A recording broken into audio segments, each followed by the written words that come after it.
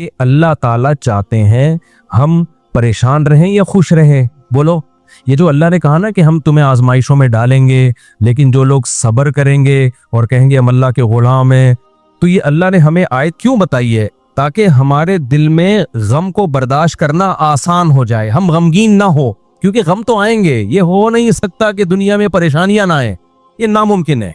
ये हर शख्स को आती हैं। आप समझते हो बड़े लोगों को नहीं आती? बड़े लोगों की परेशानियां बड़े लेवल की होती हैं, बहुत ऊंचे लेवल की होती हैं। तो परेशानी तो हर शख्स को आएगी। अल्लाह चाहते हैं कि इनमें बर्दाश्त की आदत हो जाए, ये खुश रहना सीखें। तो इसी वजह से दुनिया में सबसे बड़ा इनाम क्या है? खुशी है या नहीं है? पैसा इंसान क्यों हासिल करता है? खुश रहने के लिए। सेहत क्यों चाहता है? खुश रहने के लिए। तो अल्लाह ने कुरान में फरमाया कि अला बिज़िक्रिल्लाहि तत्मइन्नुल कुलूब, अल्लाह के जिक्र से दिलों को सुकून मिलता है। अब पता है लोग वजीफे पढ़ते हैं पैसा हासिल करने के लिए, वजीफों में अल्लाह का जिक्र किया जाता है, हालांकि अल्लाह कह रहा है वजीफों से पैसा नहीं, वजीफों से क्या मिलेगा? सुकून मिलेगा। सुकून के लिए कोई वजीफा नहीं पढ़ रहा होता। कमाल की बात है या नहीं है?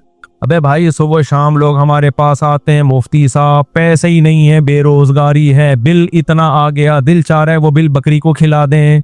ठीक है, तो आप कोई वजीफा बताएं, तनख्वाह बढ़ जाए हमारी, पैसे बढ़ जाएं, तो मैं बता तो देता हूँ हस्बी अल्लाह व निअमल वकील या रज़ाक, ये पढ़ लेने चाहिए। लेकिन कुरान जो वजीफे बता रहा है पैसे बढ़ाने के लिए नहीं, बल्कि सुकून के लिए। क्या मतलब? गुर्बत में सुकून मिल जाएगा। आपको पैसे मिलके भी सुकून ना मिले, इससे बेहतर वो गरीब नहीं है जो पैसे ना मिलके उसको सुकून मिल रहा हो। वो ज्यादा अच्छा नहीं है क्या? वो तो ज्यादा अच्छा है भाई।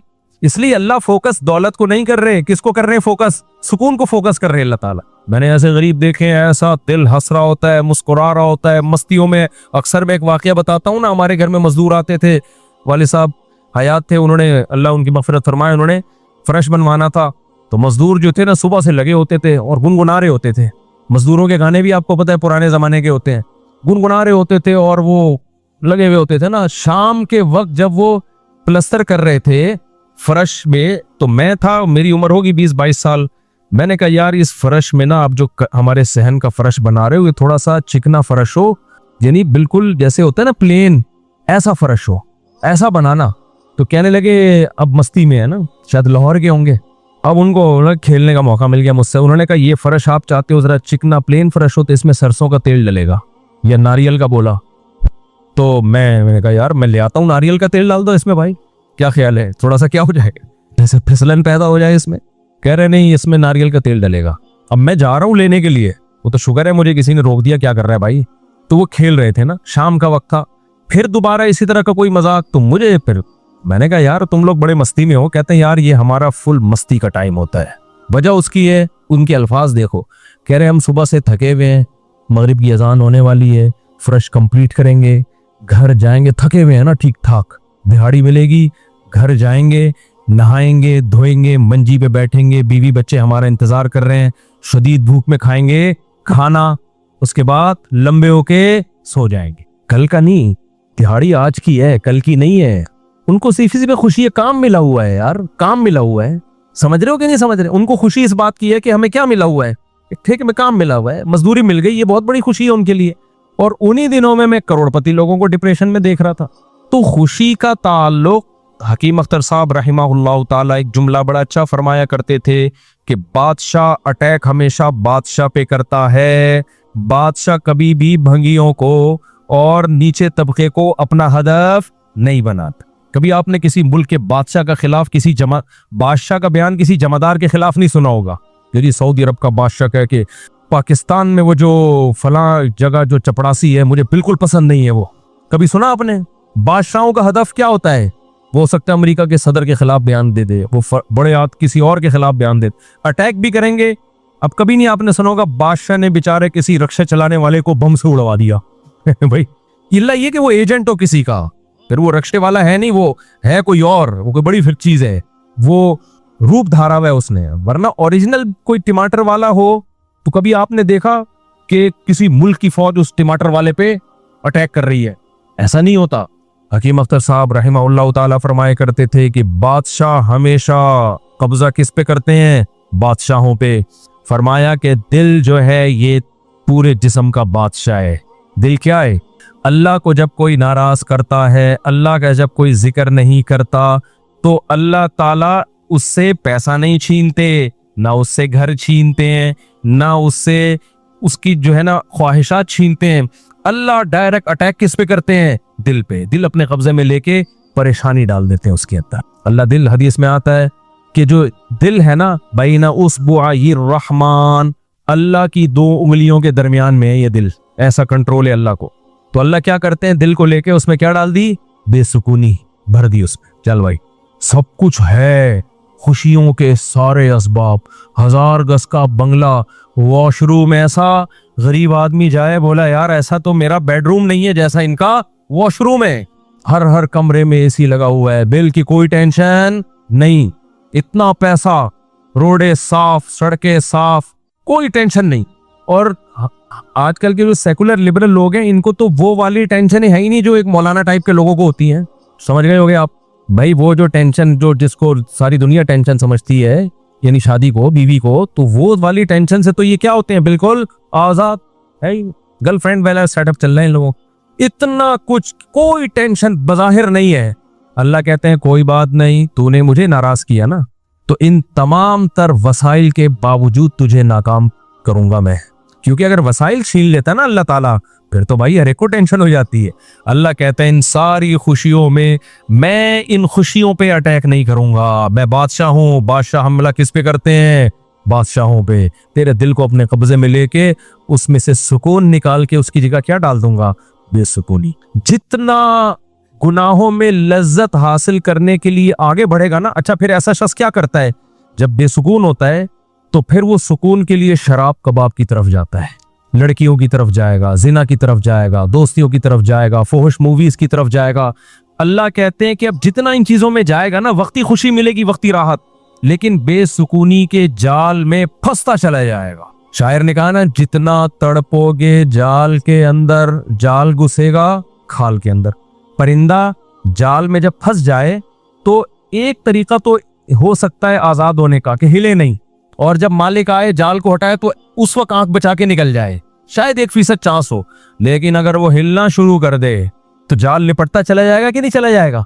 देखो, मछली जब कांटे पे मुंह मारती है, उसके पास उस वक्त ऑप्शन होता है कि हिल नहीं, बड़े आराम से किसी तरीके से वापस, शायद 1% चांस हो, लेकिन हिलेगी तो ऊपर बैठा हुआ आदमी समझ जाता है कि शिकार इसमें फंस गया है। हिलने से पता चलता है, जोर लगाने से, फिर वो खींचता है, तो जितना पीछे जोर लगाएगी कांटा उतना ज्यादा अंदर घुसेगा। तो नाफरमान क्या करता है? वो सुकून के लिए फुहुश फिल्मों का सहारा लेता है, वो लड़कियों का सहारा लेता है, वो नशे का सहारा लेता है, शराब कबाब का सहारा लेता है। अल्लाह कहते हैं मैंने तुझे कहा था कि तू शरीयत पे नहीं चलेगा, मुझे याद नहीं करेगा, बेसुकूनी में जाएगा। तू कमबख्त इस बेसुकूनी के इलाज में और ज्यादा बेसुकूनी के असबाब इख्तियार कर रहा है। अल्लाह दोबारा उसका दिल हाथ में लेके जितना पहले बेसुकूनी डाली थी ना, वो बेसुकूनी और ज्यादा डाल देते हैं उसमें। समझते हो कि नहीं समझते हो?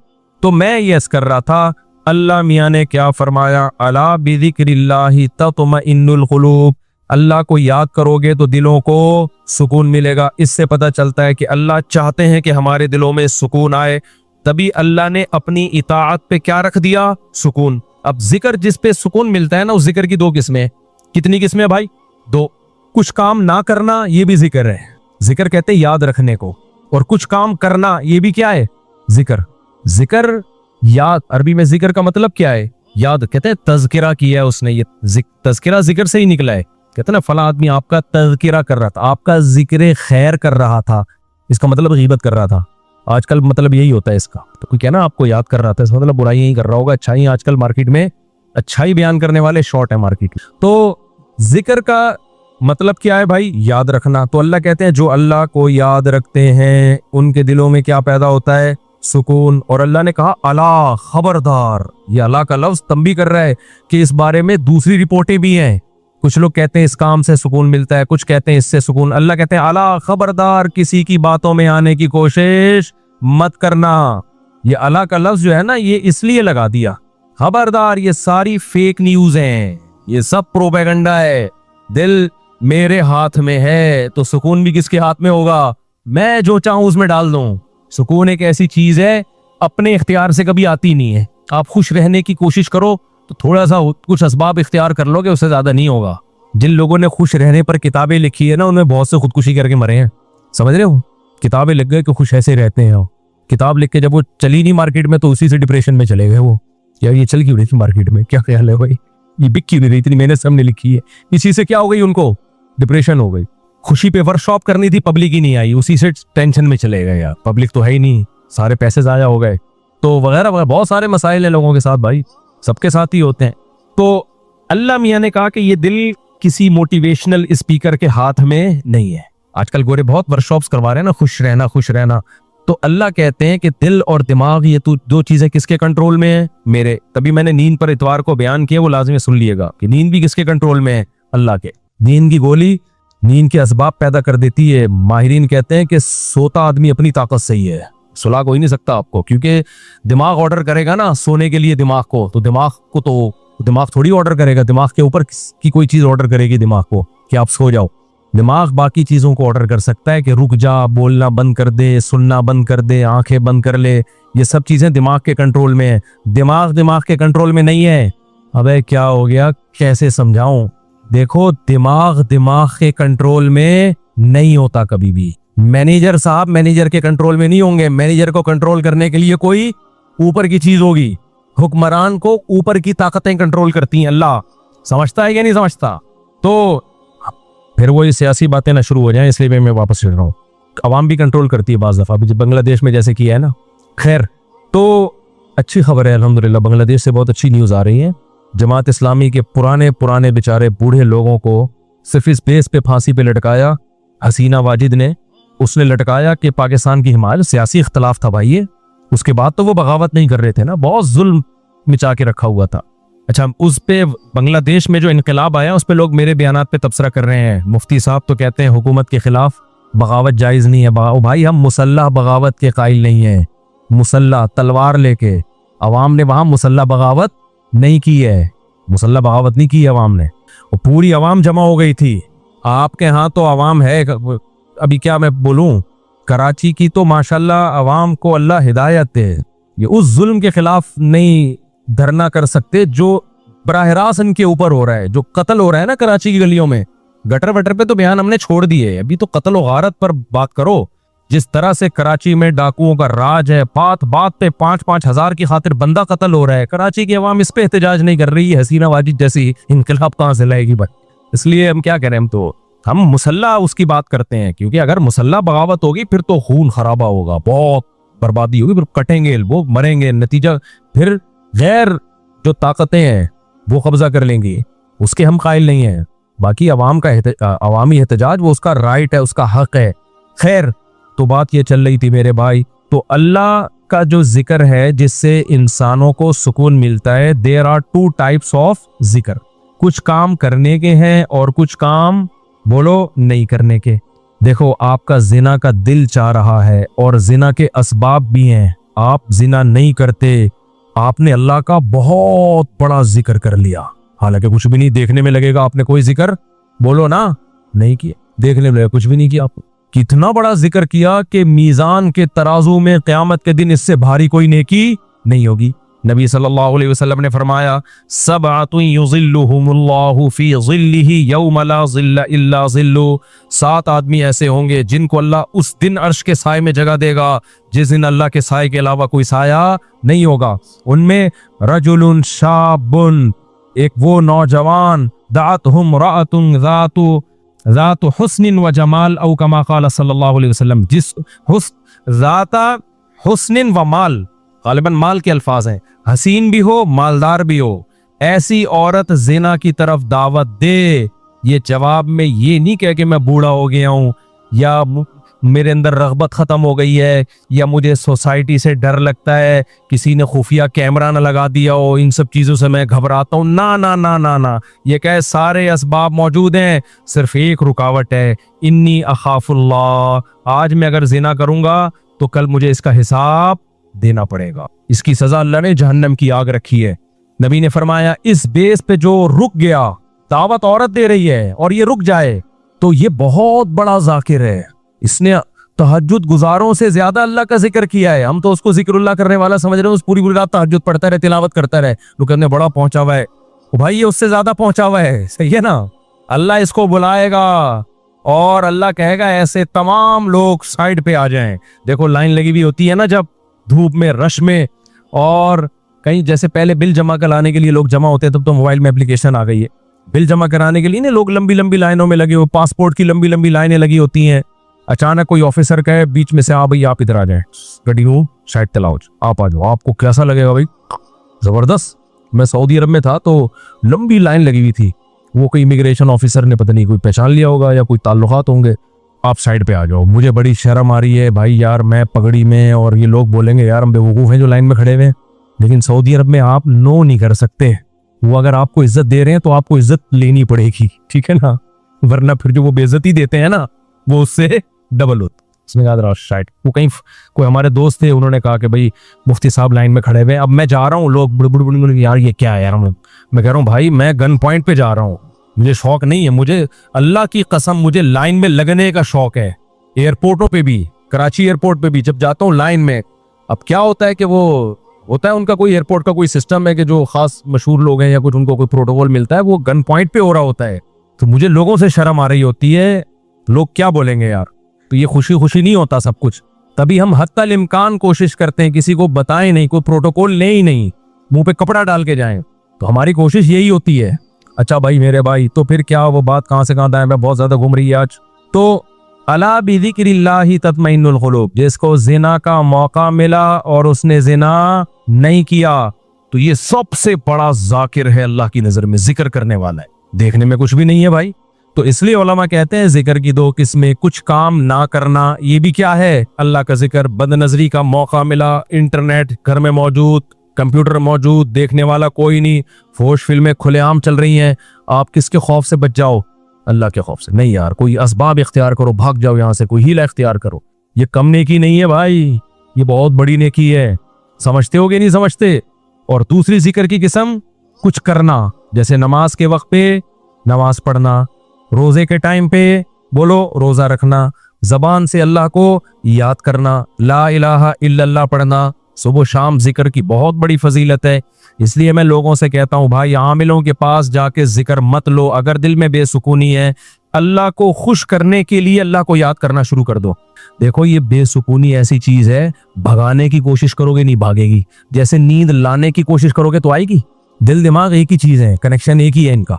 जब आप लेटते हो और आप कहो मैं नियत करता हूँ सोने की, सो जाओगे, अभी तक क्यों जागा हुआ है, सो जा, दिमाग को ऑर्डर देते रहोगे, सोएगा? बिल्कुल नहीं सो। भाई सोने का सोचना भी छोड़ दो, अल्लाह सुलाएगा तो सो गए, वरना किसी का, यानी मस्जिद में नहीं कहना चाहिए, किसी का बाप वगैरह मुनासिब अल्फाज नहीं है, वरना कोई भी नहीं सुला सकता आपको। क्या ख्याल है भाई? तो उसका तरीके से लेट जाओ भाई, खुद ही नींद आती है, ऐसा थोड़ी कि सोच रहा है। तो इसी तरह आजकल लोग खुश होने की कोशिश में लगे हुए हैं। यार मैं टेंशन में क्यों, खुश हूं, नहीं होगा भाई, ठीक है, ये आपके कंट्रोल में नहीं है। ये किसके कंट्रोल में है? अल्लाह के। होता है मेरे भाई, खुशी का कोई सबब भी नहीं होता। कैसा प्यारा शेर हकीम अख्तर साहब रहिमहुल्लाह और हमारे हजरत भी पढ़ा करते थे। दिल गुलिस्तां था तो हर शय से टपकती थी बहार, दिल बयाबा हो गया आलम बयाबा हो गया। आलम जहान को कहते हैं, बयाबा का मतलब चटियल मैदान। कहते हैं जब दिल में खुशी थी तो सहराओं में भी ऐसा लगता था जैसे गुलो गुलजार। सहरा में भी खुशी, जब दिल गुलिस्तां था ना, दिल बाग बाग था, गार्डन गार्डन था दिल, तो हर चीज गार्डन गार्डन लगती, हर चीज गार्डन गार्डन। और जब दिल में सुकून ना हो तो बागों में भी सुकून नहीं मिलता, हूर और रंग में भी सुकून नहीं मिलता। आदमी का दिल करता है रख के लगा दे एक चमाट, किसी जो बगल में हूर बैठी भी है ना उसको भी आदमी कोशिश करेगा कि रख के लगा दे। दिल में सुकून नहीं है।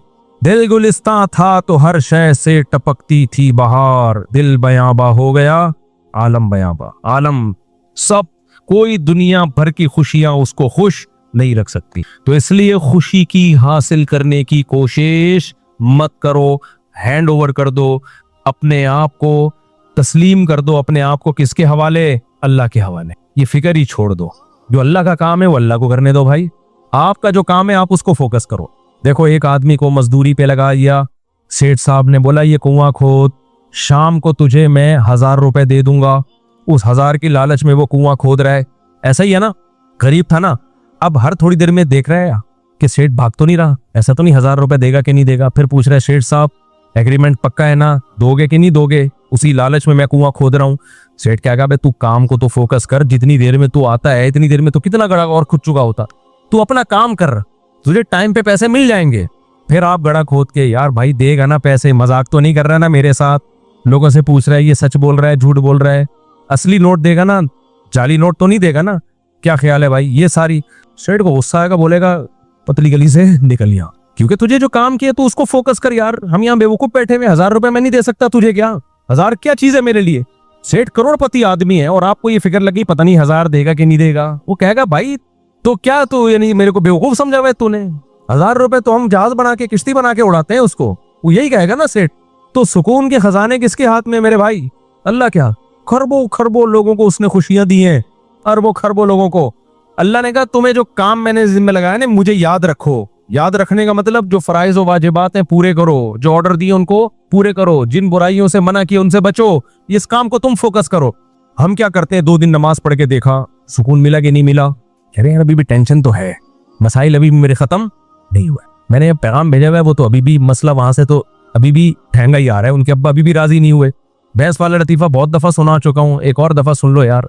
वो एक आदमी जो था उसकी भैंसें मरती थी, उसकी टेंशन ये थी, उसने मौलवी साहब से आके कहा मौलवी साहब बड़ी टेंशनों में हूँ। मौलवी साहब ने ये आयत पढ़ी, अला बिज़िक्रिल्लाहि तत्मइन्नुल क़ुलूब, अल्लाह को याद रखने से दिलों को सुकून मिलता है।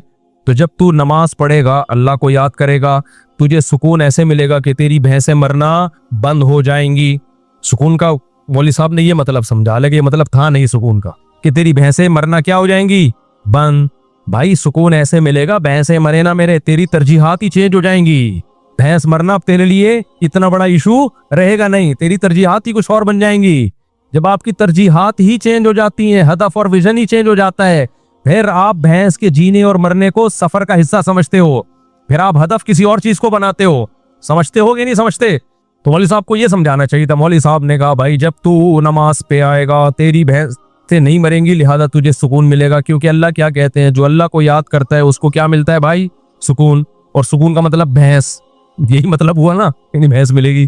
वो फजर पढ़ने आया, गया तो एक और भैंस मरी हुई थी। आया मौलवी साहब के पास, मौलवी साहब मेरी तो भैंस मर गई, आप कह रहे होते सुकून मिलता है दिलों को, मुझे तो टेंशन और मिल गई। मौलवी साहब ने कहा अल्लाह तुझे आजमा रहा है, जोहर भी दोबारा ट्राई कर। अल्लाह आजमा रहा है भाई। जोहर पड़ी, गया वापस, एक और भैंस। असर में आया, एक और भैंस। एक कट्टा ना चीख रहा था बहुत ज्यादा, भैंस का बच्चा नहीं होता, तो उसको बोलता है कि चुप कर जा, तू तो खाली 2 नफिल की मार है। उनको तो मारने के लिए 4 फर्ज पढ़ने पड़े हैं, बड़े बड़े भैंसे थे वो। तू ज्यादा शोर नहीं कर, 2 नफिल पढ़ूंगा अल्लाह के लिए, तेरा इन्ना लिल्लाह हो जाएगा, शोर नहीं कर ज्यादा। समझते हो कि नहीं समझते? तो सुकून का ये मतलब नहीं है। सुकून का मतलब जो काम अल्लाह ने आपके जिम्मे लगाया, आप उस काम में जुट जाओ। सुकून की टेंशन बोलो छोड़ो, ये किसके हवाले कर दो, अल्लाह ने देना है दे, नहीं देना है नहीं दे, वो देगा। ये कैसे हो, अल्लाह की क्यों क्या पड़ी है यार तुम्हें टेंशन देके, है भाई? और अगर परेशानियां आई तो उनमें सब्र की तौफीक भी देगा, वो सब्र की तौफीक देगा। बौखलाओगे नहीं। अल्लाह हम सबको परेशानियों से बचाए, और अल्लाह ना करे कोई परेशानी मुकद्दर में हो तो अल्लाह सब्र की तौफीक दे। हमने तो भाई परेशानियां देखी नहीं है, अल्लाह बचा के रखे हमें। तो अब देखो गजा पे जो बमबारी हो रही है, हमें कितना तरस आता है, लेकिन वहां से जो लोग इंटरव्यू देते हैं उनके चेहरों पे कैसा सुकून है, कैसा इत्मीनान है। ये क्या है, ये किसकी तरफ से सब्र मिलता है? तभी तो डटे हुए हैं। ये सब्र किसकी तरफ से मिलता है? ये अल्लाह की तरफ से है। बाद वक्त बड़ी परेशानियों को बर्दाश्त करना आसान, छोटी को बर्दाश्त करना मुश्किल। तो अब मैं आपसे यस कर रहा हूं कि अल्लाह को याद किए बगैर, इस्लाम पे चले बगैर, शरीयत पे चले बगैर सुकून मिलना मुमकिन नहीं। समझते हो कि नहीं समझते? खुश रहना जरूर, और शरीयत पे चलना सुस्ती के साथ मुमकिन नहीं है। अभी रफी भाई भी सो रहे हैं। शरीयत पे चलना सुस्ती के साथ मुमकिन, देखो सो जाओ ना, ये सुस्ती नहीं है। जागा पर ढीला हो, ये सुस्त है। सोना तो नेचुरल है, वो तो अपने इख्तियार में थोड़ी, भी मैंने बताया ना कि अपने इख्तियार में नहीं है ये। हम लोग जागे हुए सुस्त होते हैं, जागे हुए सुस्त होते हैं। सोना तो अपने इख्तियार में थोड़ी है, बैठे बैठे लोग सो जाते हैं। हमारे क्लास फेलो थे मदरसे में, वो जब सर्दे में जाते सो जाते, उनको कोनी मार के सर्दे में उठाना पड़ता था, भाई अगली रकत का शुरू होने वाली है। हालांकि बहुत एक्टिव थे वो, बहुत एक्टिव थे। मैंने बहुत एक्टिव लोगों को देखा है बैठे बैठे सो जाते हैं। ये तो अपनी ये दिमाग अपने इख्तियार में नहीं है। कौम का मसला जागने के बाद शुरू होता है। ठीक ठीक है, जागने के बाद भी क्या है, सुस्त पड़े हुए होते हैं। अब सर तो जाहिर है इसी का खुलेगा, ट्रक वाले का सर थोड़ी खुलेगा। मजलूम बन के पड़े हुए होते हैं, मर गए, ये हो गया, लोग पकड़ के उसको मार रहे होते हैं। यार पहले देख तो लो उसकी गलती भी है कि नहीं है। लोगों का मिजाज है कि जो पावरफुल है उसको मारो, जिसके पास बड़ी गाड़ी है उसको मारो, और ये अपनी गुर्बत को कैश कराए। बस मासूम सा मुंह लेके आ जाएगा मैं, और लोग उस तरस आ रहा होता है यार इसको क्या आदमी कहे। ऐसे वाकयात और मेरे पास, लेकिन टाइम बहुत ज्यादा हो जाएगा। तो इसलिए मौज़िनीन को चाहिए भाई अजानों में लोगों की आजमाइश ना करें। लोग फिर हरमैन की मिसाल देते हैं, हरम में भी तो लंबी नमाजें होती हैं। तो वो दलील का जवाब दलील से देना चाहिए, ठीक है ना। हरम में जो लंबी अजानें होती है उस पर भी बाज अरब उलमा को इश्कालात हैं। बाज अरब उलमा की तहरीरें मैंने खुद पढ़ी है, उनको वहां पे भी इश्काल है कि भाई इतनी लंबी अजान साबित नहीं है। और बिलफर्ज हरम में हो भी रही है तो हरम की बात ही कुछ और होती है। हरम में तो जाते ही लोग अजान सुनने के लिए हैं। तो आप अपनी मस्जिद को, अंडा मोड़ की मस्जिद को हरम पे कयास ना करें। आप वहां तो अलग माहौल होता है, तो उस पे आप अंडा मोड़ और बाकी दुनिया की मस्जिदों को कयास ना करें। तो ये भी है कि भाई अजान में भी एतदाल जरूरी है। मौज़िन अपनी आवाज़ों की खूबसूरती के लिए माइक जब उसके हाथ में आ गया तो वो जो खींचता है। मैंने अक्सर देखा है जब मैं किसी बयान में जाऊं, कोई प्रोग्राम हो, कोई जलसा हो, गए बयान में कारी साहब को बिठा दिया कि पहले तिलावत कलाम से इस महफिल का आगाज होगा। कारी साहब जो बैठे हैं ना, पुलिस भी नहीं उठा पा रही उसको। मैं घड़ी देख रहा हूं कि यार मेरे बयान का टाइम आधा घंटा है और उसमें सिर्फ 15 मिनट रह गए हैं। बाय एयर इतना लंबा सफर करके हम गए हैं, अब बोल भी नहीं सकते। लोग कहेंगे लो भाई तिलावत से नफरत है। कारी लोगों की वाहवा देख रहा है, पढ़े यार है, पढ़े यार। भाई वो भी कैसे अच्छे पढ़ते हैं, गलत नहीं पढ़ते। खींचे जा रहा है, खींचे जा रहा है। एक दफा ऐसा ही हुआ, कहीं इधर नाजाबाद में कोई बयान था, मुझे बुलाया। मेरे पास बहुत शॉर्ट टाइम था, मैंने कहा चलो चले जाते हैं यार। मैं चला गया, बुखारी साहब को बिठाया, वो मेमोरी नहीं छोड़ रहा हूँ, पढ़े यार। फिर मैंने बीच में टोक दिया, मैंने कहा भाई बस स्टॉप। तो नहीं रुक ही नहीं रहा था ना, रुक ही नहीं रहा था। मैंने कहा सारा वक्त तो खारी साहब ही निकाल लेंगे, या तो महफिल क़िराअत हो, फिर तो जितना लंबा पढ़ो, क्योंकि लोग आए ही कुरान की तिलावत सुनने के लिए। महफिल है बयान की और तिलावत आपने इतनी लंबी। तो उसमें अब मेरा तरीका यही है कि मैं जब जाता हूं तो पहले मैं कह देता हूं भाई कारी साहब तिलावत कुल वल्लाहु अहद, बस इससे ज्यादा नहीं करना। बाकी फिर जब हमारा मूड होगा हम आपको बुलाएंगे, लंबी तिलावत हम आपसे सुनेंगे। नात वाले भी ये कर रहे होते हैं, लंबी नात शुरू कर देंगे, इतनी लंबी नात, ये सब। अच्छा लोग भी तकलीफ में होते हैं, तो ये भी तो ईज़ाए मुस्लिम है, किसी को तकलीफ देना है। लेकिन इस तकलीफ पे लेबल अच्छा लगाए, बुरा लेबल लगाए, अच्छा लेबल। कुरान सुना रहे हैं भाई, जबरदस्ती का सुनाना ये भी तकलीफ है। वो नहीं सुनना चाह रहा, आप क्यों जबरदस्ती सुना रहे हो उसको। तो इन तकलीफों को तकलीफ समझा ही नहीं जाता हमारी सोसाइटी में। एक और मसला, जब बात चल पड़ी है तो मिसालें ही देता रहता हूँ ना मैं तो वो मिसालें देता हूँ जो हाजिर सर्विस मार्केट में चल रही हैं तकलीफ पहुंचाने की, लेकिन उनको तकलीफ नहीं समझा जाता। मुझे ये बहुत भुगतना पड़ता है। कहीं बयान में बुलाया मेरे बयान के लिए, अब लोग मेरा नाम सुन के आए, वरना वो नहीं आते। बहुत से लोग ऐसे होते हैं जो भाई हमें लाइक करते हैं, हमारा नाम यूज होगा तो आएंगे, नहीं होगा तो नहीं आएंगे। बाज लोग किसी और को लाइक करते हैं तो वहां मेरा नाम ले लो तो वो नहीं आएंगे। ये तो हर मशहूर जो शख्सियत होती है उसके साथ ऐसा होता है। अब आपने लेबल लगा दिया जी मुफ्ती तारिक मसूद साहब का, तो हमारे जितने भी फैन फॉल थे वो सारे इकट्ठे हो गए, पूरे शहर से आ गए कि मुफ्ती साहब सुभान अल्लाह, मफूल का ख्याल में। अब वो जो कंपेयरिंग कर रहे हैं ना, होस्ट है कम बहुत 1.5 घंटे का वो बयान कर देता है। वो कहता है आज मुझे अपना मंजन बेचने का मौका मिल रहा है, इतनी पब्लिक इकट्ठी हुई है, ये वैसे तो सुनेगी नहीं, आज अपना मंजन बेचो। और कैमरा भी लगा हुआ है और उसकी तस्वीर मेरे साथ और वीडियो, तो लोग भी कहते हैं को बहुत पहुंचे हुए हैं। भाई मुफ्ती साहब का बयान 15 मिनट का हुआ और हजरत जी का 1.5 घंटे का, जबकि लोग जमाइयां ले रहे होते हैं और बेजार आए हुए होते हैं। भाई तू हट यार, लेकिन बोल नहीं सकते कुछ। बहुत दफा होता है मेरे बयान से पहले थका देते हैं लोगों को। बाज मुल्कों में ऐसा हुआ, मैं गया बयान के लिए, देखा थक के ना लोग चूर हो चुके हैं। अभी रिसेंटली कनाडा में ऐसा हुआ, बयान के लिए जब मैं गया हूँ, मजमा बहुत है, मैं बैठा हूँ तो लोग थके हुए ना, बिल्कुल कोई उनके चेहरों पे रौनक नजर नहीं आ रही, बोर हो रहे हैं। मुझसे तो फिर बयान नहीं होता जब मैं लोगों का चेहरा देखता हूँ थका हुआ है। मैंने कहा यार हुआ क्या है, पता चला जी 1.5 घंटे से मंजन बिक रहा था एक साहब। ये भी तो ईज़ाए मुस्लिम है या नहीं है। मुझे भी तकलीफ दी और पब्लिक को भी, जिसको सुनने आए थे उसको। एक लिमिट होती है ना इंसान की, कोई मिजाहिया प्रोग्राम हो ना, कोई हंसी मजाक वाले, वो भी 1-1.5 घंटा बहुत ज्यादा, उसके बाद उस फिल्में नहीं चलती ज्यादा। कोई 3 घंटे की फिल्म अगर 6 घंटे की बनाते कोई, लोग कहेंगे भाई दुनिया में और भी हम है। गाने नहीं चलते, फिल्में नहीं चलती, चर्स हीरोइन की महफिलें नहीं चलती, चर्सी भी थोड़ी देर में अपने बरसाती नाले से निकल के बाहर आता है कि यार बहुत पी लिए, थोड़ा सा कुछ और काम करो, बाहर देखो दुनिया में क्या हो रहा है। क्या ख्याल है? हीरोइन जी जो बैठे होते हैं ना बरसाती नालों में, वो भी बोर होके कहाँ निकलते हैं। हालांकि वहां कितना एंटरटेनमेंट का सामान होता है, वहां चांद भी है, मरीख भी है, वहां वो खलाई शटल में बैठ के कहाँ कहाँ घूमते हैं, कहकशाएं देख के आते हैं, और बड़े बड़े सपने होते हैं उनके। बरसाती नाले से निकले तो दुनिया अंधेरी, फिर भी निकलते हैं, फिर भी वहां से बाहर निकलते हैं। हजरत अब्दुल्ला बिन मसूद थे या हजरत अबू हुरैरा, साहबी का नाम मैं भूल गया, रजी अल्लाह अन्हुमा, उनसे किसी ने कहा कि आप हमें रोज क्यों नहीं बयान करते, आप रोज वो जुमेरात के दिन मजलिस लगाया करते थे कूफा में वाज़ो नसीहत की, मैंने कहा आप रोज बयान किया करें। तो अब्दुल्ला बिन मसूद ने फरमाया कि मैं इसलिए रोज बयान नहीं करता कि हमारे नबी भी वक्फे वक्फे से बयान किया करते थे, क्योंकि खशियत अन तमल्लु औ कमा काल, इस खौफ से कि तुम उकता ना जाओ। नसीहत सुन सुन के भी इंसान उकता जाता है, हर वक्त ही बातें बातें बातें, नसीहत, ये नहीं करो वो करो, ये अच्छा है ये बुरा है, हर वक्त आदमी, इससे भी वो इंसान की तबीयत में उकताहट है, लामहदूद सलाहियत नहीं है इंसान की, उकता जाता है वो, फिर नसीहत असर करना बंद। बाज माँ बाप की आदत होती है हर वक्त बच्चों को नसीहतें करते रहते हैं, हर वक्त नसीहत का प्रोग्राम, बेटा ऐसे नहीं करते, बेटा ऐसे करते हैं, बेटा ऐसे नहीं करते, बेटा ऐसे करते हैं, बेटा ऐसे नहीं करना चाहिए, बेटा ऐसे है। बच्चा कहते हैं मेरे अब्बा का बस ऑटोमेटिकली घर में आता ही ऑटो पे आ जाते हैं, बटन दब जाता है और नसीहत के प्रोग्राम कैसेट की तरह, तो उस बच्चे पे नसीहत असर करना खत्म। भाई कभी कभार अच्छा लगता है, एक दफा बिठा के समझा दो, बेटा ये वॉशरूम में जब बाहर निकलते हैं पानी अच्छी तरह बहा के आए, दूसरे को मत दिखाओ। मुझे तो एक दफा मेरे बड़े भाई से चमाट पड़ा था, मुझे हमेशा याद रहे। छोटा बच्चा था, वॉशरूम गया, पानी बहाया था, लेकिन वॉशरूम में लोग पानी बहाने का मतलब क्या होता है कि कहीं दूर तक भी असरात नजर ना आए उसके। लोग समझते हैं सिर्फ, अभी मैं क्या डिटेल में जाऊं, भाई ऐसा गायब करो मार्केट से, लगे कोई थक गया ही नहीं यहाँ सदियों से, ऐसा होना चाहिए सफाई।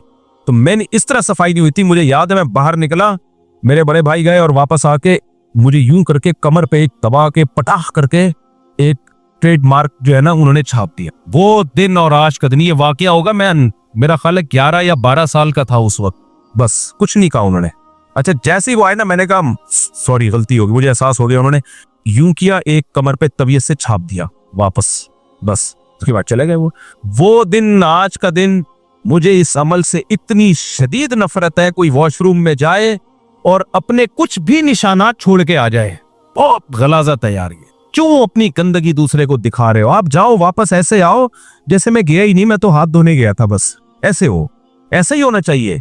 मस्जिदों के वॉशरूम देख लो इज्तिमाई, जब आप उसमें घुसोगे वापस आओगे आदमी घंटा तक, तो नाक तो चलो बदबू तो आपके कंट्रोल में नहीं है, अच्छा एग्जॉस्ट होने चाहिए, एग्जॉस्ट फैन होना चाहिए, हर वॉशरूम में एग्जॉस्ट फैन होना चाहिए। भाई बदबू कहाँ जाएगी, आप जब तक बाहर नहीं निकालोगे उसको, उसका भी इंतजाम नहीं होता। तो ये भी तो आप तकलीफ दे रहे हो कि नहीं दे रहे। कई दफा ट्रेवलिंग होती है, हम बाज दफा किसी के घर ठहरते हैं ना, मेजबान हमें ठहराता है, मुफ्ती साहब अब हमारे घर अब तो मैं होटलों में ठहरने शुरू हो गया, भाई तेरे घर ठहरूंगा। तो वॉशरूम का बड़ा मसला होता है, क्या होता है जी, वॉशरूम बिल्कुल कमरे के साथ, और सर्दियों में इतनी साइलेंट होता है ना, यानी इतनी खामोशी, ठंडे इलाकों में तो ऐसा ही है।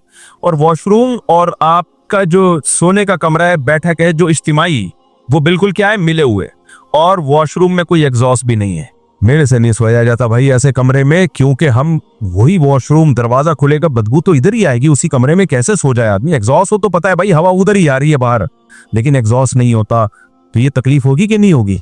जो भी मेहमान आएगा उसको बोलेगा, और फिर खामोश